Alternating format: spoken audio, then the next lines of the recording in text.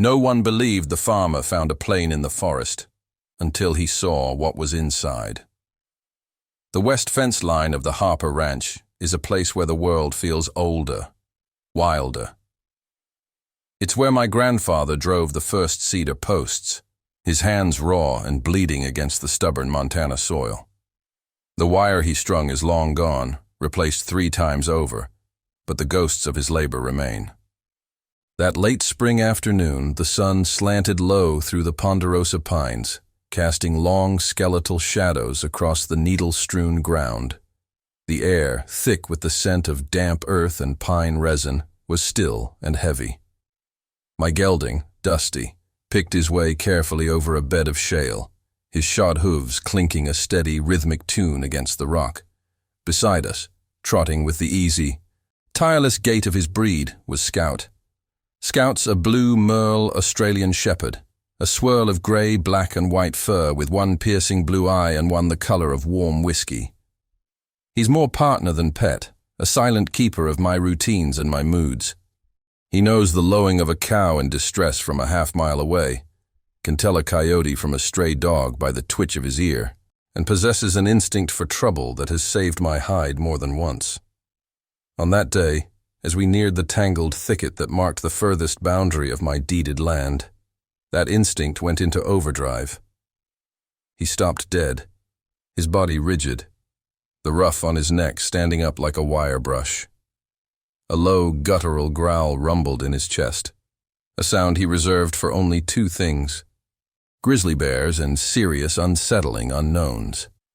His gaze was fixed on a dense cluster of young lodgepole pines that had grown up like weeds around their ancient parents, creating a wall of green so thick you couldn't see 10 feet into it.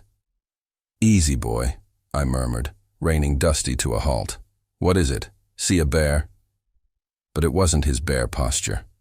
With a bear, he'd flatten himself, a low, menacing profile ready for a strategic retreat. This was different. He was agitated, confused. He began to pace, whining and barking in short, sharp bursts, darting toward the thicket and then back to me, his mismatched eyes wide with urgency. He was telling me, in the only language he had, that something was profoundly wrong. I swung down from the saddle, the leather of my chaps groaning in protest.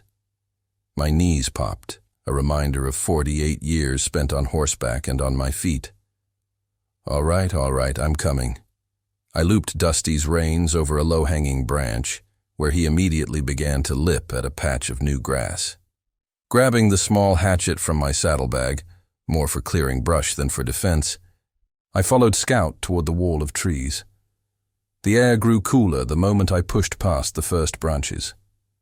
The sunlight vanished, swallowed by the dense canopy. A thick carpet of moss and decades of fallen needles cushioned my steps, silencing them. It was like stepping into a forgotten room. Scout was frantic now, circling a particular spot, his paws digging at the earth, his barking echoing strangely in the enclosed space. "What in the hell have you found?" I muttered, pushing a final stubborn pine bough out of my way. And then I saw it. It wasn't an animal. It wasn't a poacher's camp. It was a shape, a form so alien to this wild landscape that my mind struggled to process it for a long second. A dull, greenish curve of metal, mottled with rust and draped in a thick blanket of moss and creeping vines. It rose out of the forest floor like the ribcage of some colossal, prehistoric beast. I took another step forward, my heart thumping a slow, heavy rhythm against my ribs.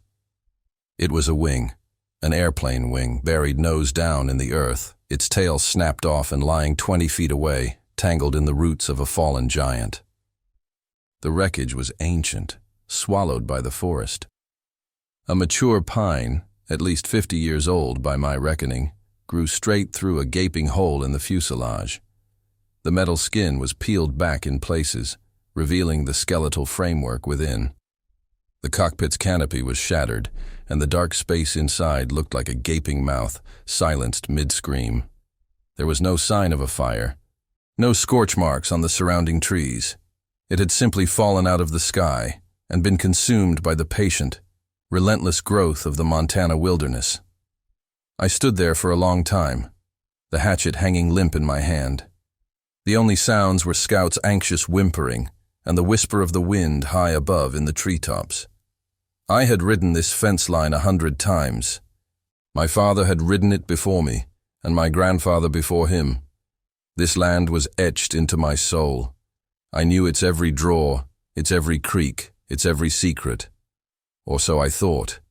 In all those years, through all those seasons, this metal ghost had lain hidden, waiting. Scout, with his inexplicable senses, had finally pulled back the veil. I reached down and laid a hand on his head, his body still trembling with nervous energy. "Good boy, Scout," I whispered, my voice hoarse. What did we just find? The drive into Libby the next morning felt different. The familiar rumble of my Ford F-250's diesel engine, the sight of the Cabinet Mountains scraping against the vast blue sky. It was all the same, yet it wasn't. The world had shifted on its axis. I kept seeing the image of that moss-covered wing in my mind, a thing of man, of noise and speed, made silent and still by the forest. My first stop was the Kootenai Coop, the town's unofficial headquarters. It's where you go to get coffee that could strip paint and news that travels faster than a text message. I slid into my usual booth, the red vinyl cracked and patched with silver duct tape. Marge slid a thick ceramic mug in front of me without a word, her expression a permanent mixture of exhaustion and wry amusement. Sheriff Miller was holding court 2 booths down, telling a story about a runaway lawnmower incident that had the whole place chuckling. He saw me and ambled over, his coffee sloshing precariously. "Jack, don't see you in town this early unless a cow's on the wrong side of the highway." I took a slow sip of the scalding coffee. "Something a little stranger than that, Bill," I told him. I kept my voice low, matter of fact, describing the location, the condition of the wreckage, Scout's behavior. As I spoke, the low hum of conversation in the diner slowly died out. Earl Peterson, who ran the feed store and knew more about local gossip than the newspaper editor, leaned over the back of his booth, his eyes wide. When I finished, there was a beat of pure silence. Then, Earl let out a short, barking laugh. "A whole airplane, Jack? On your west slope? You sure you didn't get into some of that funny mushroom tea old man Hemlock used to brew up there?" A few nervous chuckles rippled through the room. Sheriff Miller just looked at me, his brow furrowed. He was a good man, fair and steady, but he was also a man who dealt in facts, not fantasies. "An airplane," he repeated slowly. "You know, we ain't had a report of a missing plane in this county in, well, hell, Jack. Not since that Cessna went down in the 90s over by the Yaak. And we found that one." "This is old, Bill," I insisted. "Real old. A tree's growing right through it. It's been there a lifetime." "Well," the sheriff said, draining his mug and setting it down with a decisive clink. "I can't just go sending a deputy on a wild goose chase into the woods because your dog got spooked. You get me a picture, something tangible, and we'll talk. Until then, maybe lay off the early morning rides." He clapped me on the shoulder, a gesture meant to be friendly, but felt deeply dismissive. I left the diner with the quiet laughter of the morning coffee club following me out the door. My story was already becoming a piece of local folklore, another tall tale to be told over beers at the VFW Hall. Jack Harper's ghost plane. I felt a hot flush of anger and embarrassment, but beneath it, a cold, hard knot of resolve was forming. They didn't believe me. Fine. I'd prove it. And I had a feeling this was about more than just a forgotten crash. It felt personal. That wreck was on my land, my family's land. It was my story to uncover. The next few days were a blur of obsession. I neglected paperwork, put off mending a sagging gate, and let the cattle pretty much run their own affairs. My world shrank to that quiet, shaded patch of forest. I went back armed with my phone for pictures, a shovel, a pry bar, and a set of heavy-duty bolt cutters. Scout, of course, was my shadow, his presence a constant, reassuring weight. He seemed to understand the gravity of the place, staying close and quiet, his nose constantly testing the air as if reading scents left on the wind decades ago. The pictures I took felt inadequate. They couldn't capture the scale of it, the eerie silence, the way the forest had so thoroughly claimed the machine. But they were proof. I started clearing away the vines and moss, my movements slow and deliberate, like an archaeologist on a sacred dig. The original color of the plane was an olive drab, now faded to a sickly green-brown. As I cleared a section of the fuselage near the cockpit, I found what I was looking for, a painted insignia, barely visible beneath the grime. It was a white star inside a blue circle, flanked by 2 white bars, the mark of the U.S. Army Air Forces. This was a military plane. And from the model, what little I could make out, it looked like something from the Second World War. My investigation became a 2-front war, the physical site and the historical record. With Scout as my guide, I began to spiral out from the main wreckage. His instincts were uncanny. He'd lead me 50 yards away to a spot that looked like any other patch of forest floor and start digging. And sure enough, buried under an inch of soil and pine needles, I'd find something. A shard of plexiglass from the canopy, a twisted buckle from a harness. One afternoon, his excited yelps led me to the base of an old-growth cedar. There, half swallowed by the tree's gnarled roots, was a single rotting leather boot. It was empty. The discovery sent a chill down my spine that had nothing to do with the mountain air. This wasn't just a wreck, it was a tomb. Back in town, I avoided the diner and headed for the Lincoln County Library, a place I hadn't set foot in since I was in high school. The local history room was a small, dusty alcove presided over by a woman who looked as ancient as the books she curated. I explained what I was looking for, reports of military plane crashes in the area during the 1940s. She peered at me over her spectacles, her skepticism gentler than the sheriff's, but just as present. Still, she pointed me toward a hulking microfilm machine and a cabinet full of old local newspapers. For hours, I scrolled through faded headlines. The whirring of the machine the only sound in the room. I learned about rationing, victory gardens, and the names of local boys who had shipped out, some of whom never came home. But there was nothing about a crash, not a single word. It was as if it never happened.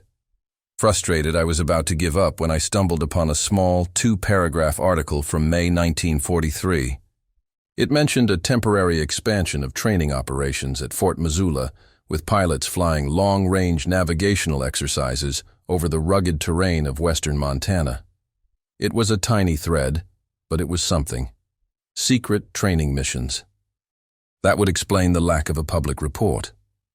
The real breakthrough came not from a book, but from a memory. I knew I needed to talk to someone who had lived through that time. My mind went to Martha Gillespie. She was 91, sharp as a tack, and had been appointed the unofficial town historian by sheer virtue of having outlived everyone else. I found her on her front porch, shelling peas into a large metal bowl. I told her my story, this time showing her the pictures on my phone. She squinted at the images, her wrinkled fingers tracing the outline of the star on the wing. She didn't laugh. She just nodded slowly, her eyes distant. "The war years," she said, her voice a soft, papery rustle. "They were a strange time here. So much we didn't know. There were always planes overhead, flying out of Missoula. We were told not to ask questions. My father, he was the postmaster then. He heard things, whispers, about a boy who went up on a training flight and just vanished. His plane, him, everything. Gone." "Do you remember a name?" I asked, leaning forward, my heart pounding. "It's been so long," she murmured, her eyes closing for a moment. "Something... Vance, I think. Charlie Vance." His family had a small place up on the Fisher River before they moved to California. A nice boy. Everyone liked Charlie. Charlie Vance. The name hung in the air between us. As I drove home, the setting sun painting the sky in fiery strokes of orange and purple, the mystery felt different. It had a name now, It had a face. It was no longer just a wreck in the woods. It was the final resting place of a boy from Libby. That night, an idea sparked in my mind, a long shot born of desperation and a deep, nagging feeling of connection. I climbed the rickety pull-down stairs to the attic of the old ranch house, a place that smelled of cedar, dust, and trapped time. In the far corner, under a canvas tarp, was my grandfather's old footlocker from his time in the army. I hadn't opened it in 30 years. The brass latches squeaked in protest. Inside, neatly folded, was his dress uniform, the wool smelling faintly of mothballs. Beneath it were stacks of letters, photographs, and old army manuals. I spent over an hour carefully going through the black and white photos of young men in uniform, squinting at the unfamiliar faces, all of them so impossibly young. And then I found it. It was a small, square photograph, its edges scalloped. Two soldiers stood grinning, their arms slung over each other's shoulders, a barracks building in the background. One of them was my grandfather, barely 20 years old, his face unlined and full of a confidence I'd never known. The other man had a wide, easy smile and bright eyes. I turned the photo over. Scrawled in my grandfather's familiar cursive was the inscription, Gramps and Charlie, Fort Missoula, 43. I stared at the image, a wave of cold washing over me. Gramps and Charlie. My grandfather, Thomas Harper, had served with Charlie Vance. They were friends. They had stood on the same ground, breathed the same air, and probably shared the same dreams of coming home. And my grandfather had lived his whole long life on this ranch, mere miles from where his friend's plane had gone down, and he had never, ever said a word. The secret wasn't just the lands anymore. It had been my family's all along. The weight of it settled on my shoulders, heavy and profound. I wasn't just uncovering a piece of history. I was uncovering a piece of my own blood, a story of friendship and loss that had been buried for nearly 80 years. The discovery in the attic changed everything. The mission was no longer about satisfying my own curiosity or proving the town doubters wrong. It was about honoring a promise I felt had been passed down to me, a silent duty to a young man named Charlie Vance, and to the grandfather I suddenly felt I hardly knew. A storm was rolling in from the west, the sky bruised purple and the wind beginning to moan through the eaves of the house. It felt fitting, as if the heavens themselves were agitated by the stirring of old ghosts. I knew I had to go back to the plane, that the answer to my grandfather's silence was lying somewhere in that wreckage. I loaded my gear into the truck as the first fat drops of rain began to fall. Scout, sensing the shift in my mood, whined by the door, his body quivering with anticipation. "You're coming," I told him, scratching behind his ears. "I have a feeling I'm going to need you." The drive to the west fence was treacherous, the dirt track turning to slick mud under my tires. We made the final approach on foot, the rain coming down in earnest now, plastering my hair to my head and soaking through my jacket. The crash site was transformed. The rain darkened the moss to a vibrant, living green and washed away some of the grime, making the olive-drab paint of the fuselage gleam dully in the gloom. Water dripped from the shattered canopy and trickled down the bent propeller blades, like tears the old plane had held back for decades. It was a somber, lonely place. I focused on the cockpit, the place where Charlie Vance had spent his final, terrifying moments. It was a chaotic mess of rusted levers, shattered gauges, and compacted debris. I worked carefully with a small trowel and brush, sifting through the layers of dirt and decay. I found a few small personal items, a tarnished silver lighter, a pocket knife with a cracked bone handle, a St. Christopher medal on a broken chain. Each object felt sacred, a tangible link to the man who had carried it. But there was nothing that explained my grandfather's silence. Hours passed. The storm raged. The wind howling through the broken body of the plane, making it groan and creak like a ship at sea. I was cold, soaked to the bone, and discouraged. I was about to pack it in, to wait for a better day, when Scout began to act up. He had been lying patiently under the shelter of the wing, but now he was on his feet, sniffing intently at the floor of the fuselage, just behind where the pilot's seat would have been. He let out a low whine and began to paw at a section of bent aluminum sheeting, his claws scraping against the metal. "What is it, boy?" I crawled over, my knees sinking into the wet mulch. The spot he was indicating looked like nothing, just another piece of crumpled wreckage.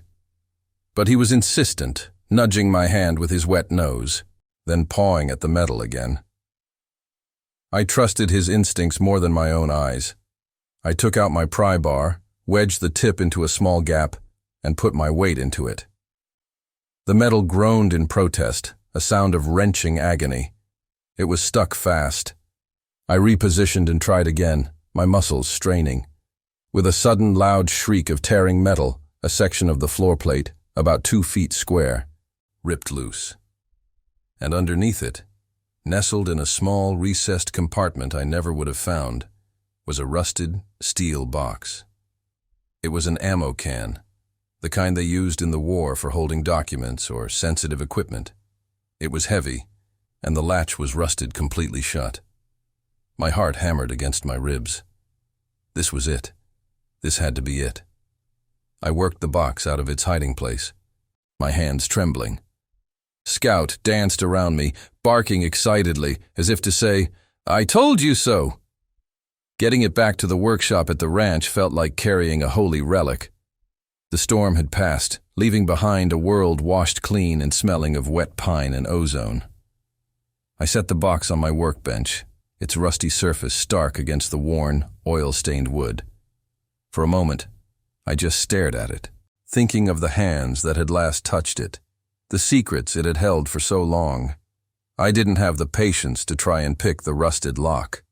I took a deep breath and fired up my angle grinder. Sparks flew, filling the workshop with the acrid smell of burning metal. I cut carefully through the latch, then used the pry bar again to slowly, painstakingly, lift the lid. It opened with a final, sighing groan. The contents were remarkably preserved. The box's rubber seal had held mostly. On top lay a stack of letters, tied with a piece of what was once a blue ribbon, now faded to a pale, ghostly gray.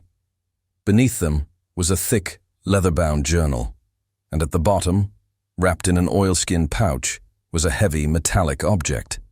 I left the object in its pouch for last. With reverent fingers, I picked up the journal. The leather was stiff, and the pages were yellowed and brittle at the edges, but the ink was still clear. The script was neat, precise.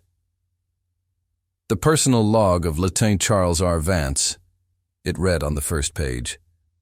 I spent the rest of the night at my kitchen table, a pot of coffee brewing on the stove, Scout asleep at my feet, his occasional snores the only sound. I read about a young man from a small Montana town who loved to fly more than anything. I read about his training, his frustrations, his triumphs. I read about his love for a girl back home in California named Eleanor, his letters to her full of hope for a future after the war. The letters in the box were the ones he'd written but never had a chance to send. The final entries were dated late May 1943. He wrote about a special mission, a top-secret navigational flight to test new equipment designed to help bombers fly in bad weather. He was proud to have been chosen. The last entry was brief, the handwriting shaky, hurried. Engine sputtering, oil pressure dropping to 0, lost in this blasted fog over the cabinets, no radio contact. Going to try and set her down in a clearing I saw. Looks tight. Eleanor, I love you. Tell my folks I wasn't scared. I had to stop reading then, my throat thick, my eyes burning. I wasn't just reading a journal. I was bearing witness to a man's final moments. He wasn't scared. I hope to God that was true. Finally, I picked up the oilskin pouch. It felt heavy in my hand. I untied the leather thong and tipped the contents onto the table. It was a medal, attached to a blue ribbon with white stripes. In the center was a bronze cross. It was the Distinguished Flying Cross, awarded for heroism or extraordinary achievement while participating in an aerial flight. Tucked in with it was a folded official citation. It detailed a previous mission where Charlie had brought his damaged bomber and crew home safely after being attacked over the Pacific. He had never received it. It must have arrived at Fort Missoula after he'd already vanished. I sat back in my chair, the enormity of it all washing over me. I had found Charlie Vance. I had his last words. His last letters, his final honor. The vindication was a hollow victory, overshadowed by a profound sense of sorrow. But there was still one question left. Why had my grandfather kept this secret? The answer, I suspected, wasn't in the box. The answer was out there, in the woods. Word of a discovery like this doesn't stay quiet for long in a place like Libby. Not even when you try to keep it that way. I'd made the mistake of telling Sheriff Miller what I'd found in the box, showing him the medal and the journal. He was a good man, but he was also a man who believed in process. He had to file a report. That report got mentioned to a county commissioner, who told his wife, who mentioned it at her church group. Within a week, the story of Jack Harper's ghost plane had transformed from a local joke into a bona fide legend. The first to arrive was a reporter from the big paper in Kalispell, a young woman with an eager face and a notebook full of questions I wasn't ready to answer. I gave her a few polite, non-committal statements and sent her on her way, but it was like trying to patch a dam with a single finger. The next day, 2 more news vans were parked at the end of my long driveway, their satellite dishes pointed at the sky. They were followed by the vultures. They came in a beat-up pickup truck, 2 scruffy-looking men with metal detectors and shovels. I found them trying to sneak onto my property through a break in the fence down by the creek. Scout saw them first, of course. His deep, menacing bark was enough to freeze them in their tracks. I rode up on Dusty, my old Winchester rifle resting in its scabbard on the saddle, making no effort to hide it. "This is private property," I said, my voice low and even. The bigger of the 2 men, a guy with a greasy ponytail and a faded tattoo of a skull on his forearm, gave me a crooked smile. "Heard you found some old army plane up here. Just history buffs, man. Thought we'd take a look." "This isn't a museum, and it isn't a treasure hunt," I told him, my hand resting on Dusty's neck to keep him calm. "It's a grave. Now get off my land before I call the sheriff and have you charged with trespassing." They muttered something under their breath, but backed off, their metal detectors clanking as they retreated. I knew they, or others like them, would be back. The peace of my ranch, the quiet solitude that was its greatest asset, had been shattered. The crash site felt vulnerable, exposed. I started spending my nights camped out nearby, a thermos of coffee and a shotgun my only companions besides Scout.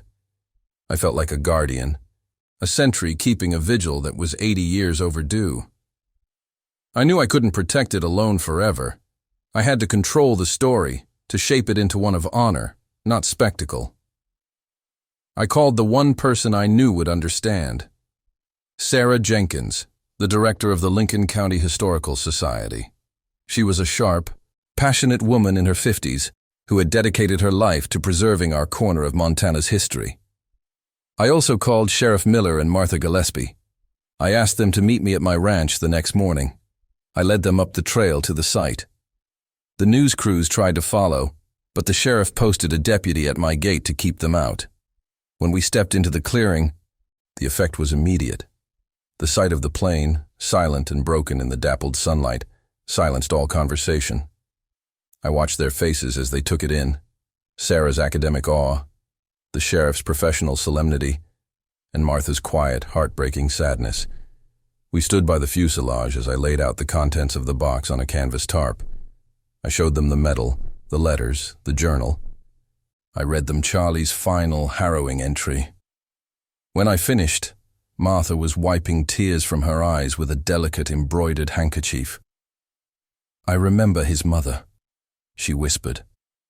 "After the army told her he was missing, presumed lost, she never gave up hope. Every day, for years, she'd watch the sky, thinking maybe he'd come flying home." The story now had its full tragic weight. It wasn't just an artifact. It was a wound in the heart of our community that had never properly healed. Sarah Jenkins began talking about preservation, about contacting the military's POW/MIA accounting agency, about creating a proper memorial. The conversation was about doing the right thing, about bringing Charlie Vance home in spirit, if not in body. I felt a sense of relief. The story was in the right hands now. But there was still that one nagging piece of the puzzle that was mine alone. My grandfather. As the others discussed logistics, I walked away from the plane, my eyes scanning the surrounding forest. Why here? Of all the thousands of square miles of wilderness, why did Charlie's plane come down on Harper land? Scout seemed to read my mind. He trotted ahead of me, his nose to the ground, and then stopped abruptly at the base of a massive, ancient ponderosa pine, about 100 yards from the wreck. It was a magnificent old tree, one of the original giants of this forest. Scout began to dig at its base, not frantically, but with a focused intensity, whining softly. "What is it now, boy?" I knelt beside him, pushing away the duff and pine needles. My fingers brushed against something hard and wooden, buried just beneath the surface. I dug with my hands, pulling away the soft, damp earth.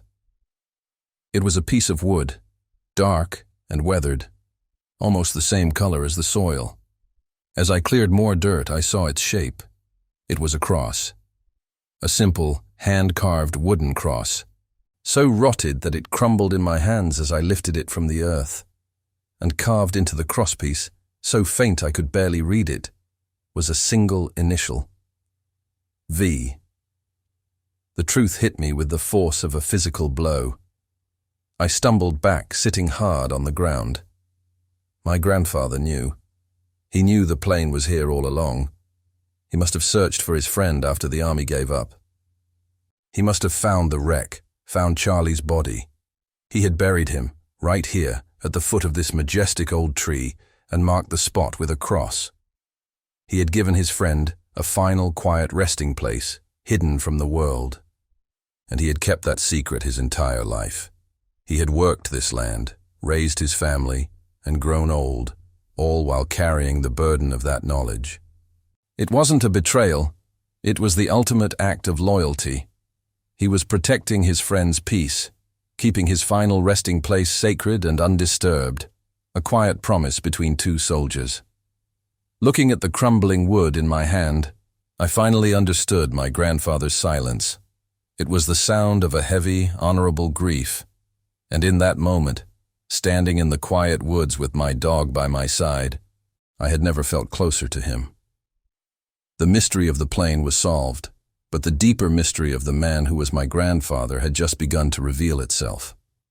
The weeks that followed were a whirlwind of managed chaos. Sarah Jenkins proved to be a force of nature. She coordinated with the Air Force, who confirmed Lieutenant Vance's identity and the details of his final mission.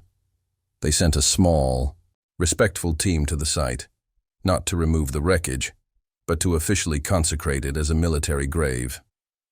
The treasure hunters and news crews eventually moved on, seeking newer, more sensational stories, leaving our town and my ranch in peace.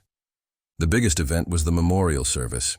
It was held on a clear, warm Saturday in July, right there at the edge of the woods, a stone's throw from the crash site. The whole town, it seemed, turned out. Veterans in their crisp uniforms, families with small children, old-timers who remembered the Vance family. Sarah had managed to track down Charlie's great-nephew, a quiet man in his 60s who had driven all the way from Oregon. He looked uncannily like the young man in my grandfather's photograph. He stood before the crowd and read one of Charlie's unsent letters to Eleanor, his voice thick with emotion. The words of that young pilot, full of love and hope, echoed through the pines, bridging the vast chasm of 80 years. A bugler from the local VFW post played taps, the lonely, mournful notes drifting through the trees and across the valley. There wasn't a dry eye in the place, including my own. We weren't just mourning a soldier. We were reclaiming a piece of our own history, honoring a local son who had finally, in a way, come home. After the service, Charlie's great-nephew, a man named David, pulled me aside. He gripped my hand, his eyes shining with gratitude. My family never knew what happened, he said. His mother died not knowing. You've given us closure. You've given him back his story. Your great-uncle was friends with my grandfather, I told him, showing him the photograph I now carried in my wallet. He stared at the image of the two smiling young men. So he was never really alone out here, he said softly. His friend was always watching over him. That was it exactly. Life on the Harper Ranch slowly returned to its familiar rhythm. The cattle still needed moving, the hay still needed cutting, and the fences always needed mending. But something had fundamentally changed. The western woods no longer felt like just a boundary line. They felt like a part of my family's soul, a place of quiet reverence. The Historical Society, with my permission, erected a simple bronze plaque on a large boulder near the trail leading to the site. It told the story of Lieutenant Charles Vance and mentioned the enduring friendship of Thomas Harper. The plain itself was left as it was, a silent monument being slowly reclaimed by the earth. It was a part of the landscape now, just like the mountains and the river. It was a reminder that the land holds memories, that it keeps secrets not out of malice, but with a patient, enduring grace, waiting for the right time and the right person to listen. One evening, as the last light of the sun set the clouds on fire, I was sitting on the porch steps, cleaning a bridle. Scout was lying beside me, his head on my boot, his mismatched eyes half closed. I thought about how it all started, with his strange agitation, his stubborn insistence that something was amiss in a place I thought I knew better than the back of my own hand. He hadn't just found a plane. He had sensed a story that needed to be told, a grief that needed to be aired, a promise that needed to be understood. I stopped my work and reached down, scratching the soft fur behind his ears. He leaned into my hand with a contented sigh. He was just a dog, a working animal on a Montana ranch. But he was also the keeper of instincts far older and wiser than my own. He was the key that had unlocked a decades-old secret, reconnecting my family to a forgotten hero and reminding a whole town of the meaning of sacrifice and loyalty. "You knew all along, didn't you, boy?" I murmured, looking out at the vast, darkening expanse of my land. The land my grandfather had worked, the land that held his friend, the land that was now, more than ever, my sacred trust. Scout thumped his tail against the wooden steps, a simple, perfect answer. He knew. And now, finally, so did I. The truth doesn't always lie in old records or in the words of men. Sometimes it lies buried in the deep woods, waiting for a loyal dog to show you exactly where to look.